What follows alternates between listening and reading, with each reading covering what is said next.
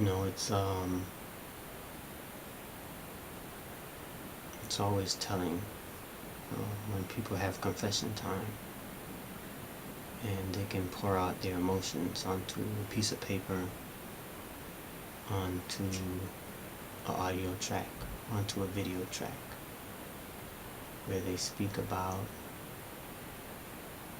true emotions from the heart, different feelings they're having. And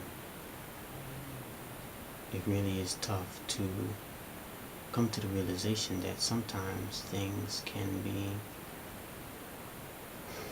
a little bit more dicey. What I'm going to talk about is being a man, being a man of God.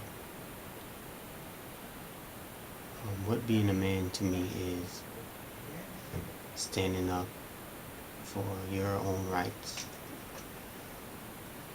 and being a responsible person.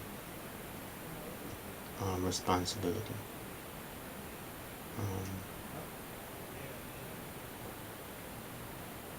I can be held accountable for things here on earth that we have to do. Like I have to pay bills. I have to be responsible. I have to get punishment for my mistakes. And accept that punishment. That's responsibility, of course.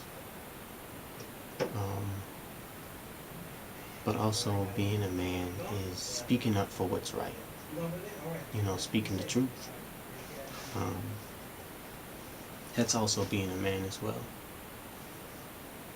Being a man to me is having leadership skills and allowing those leadership skills to lead you as well as others, because we're all going to be held accountable for what we say is our responsibilities.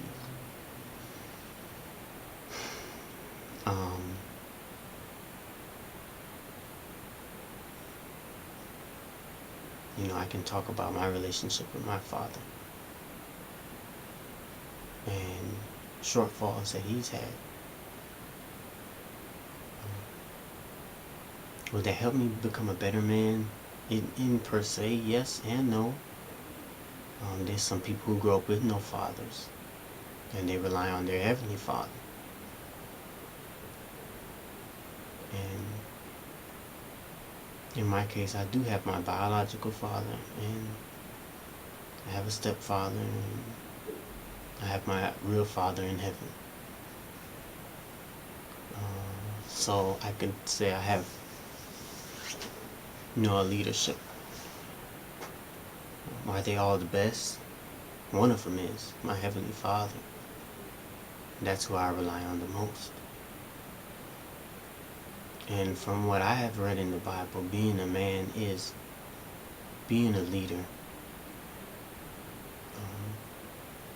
following the Lord's commands and precepts, being righteous in my deeds and actions, and especially my wants, having righteous wants, deeds, and actions. And it's tough in this world when you have lapses in judgment and situations that shine bad on your character. And even in a series of situations that could have no correlation or relation to each other, no significance, no connections, just the fact of having situations and a common denominator in those situations, it can be looking like a smear on your character. And how do you vindicate yourself? How does a man vindicate himself? The man of God vindicates himself by doing as God commands. Yes, David stumbled as a king. He took Bathsheba as his wife, and she was married. He had her husband killed unjustly. He was put in the heat of the battle in the forefront to cover up his sin. And God befell on him bad circumstances because of his sin.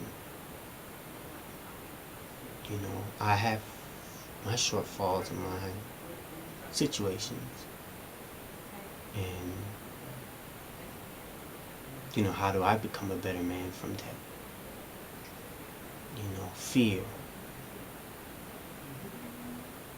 Forget everything and run. Fear. Forget everything and run. It could be fear, forget everything and run. Or face everything and rise. Fear. Face everything and rise. I could, fear a situation, face it, and rise above the situation. But when God calls you to do a specific work, to do a specific job, it may look like you're running, but if God's will for you is to run, that's all you can do. That's all I can do.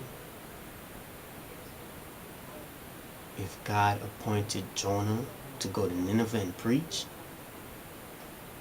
yes, he was supposed to forget everything and run. He was supposed to run to Nineveh and preach. Instead, he went someplace else. He diverted. And if God is calling me somewhere, I have to do it. But in society, man's eyes, if I don't stay and face something, then I'm not a man. Through whose eyes? Spiritual eyes or physical eyes? It's a real telling thing. You have to know who you follow. I follow Jesus Christ. I listen to God. I fear no man. Nobody. I fear no man. Nobody can cause me fear but God. Any fear I have is from the condemnation of God.